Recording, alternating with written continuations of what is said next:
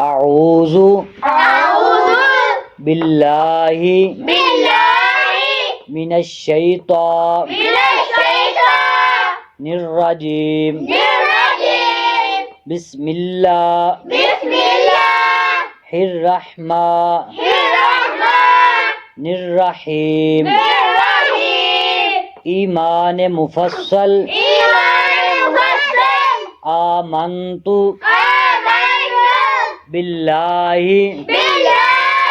وملائكته وكتبه ورسله واليوم الآخر والقدر خيره وشره من الله تعالى والبعث بعد الموت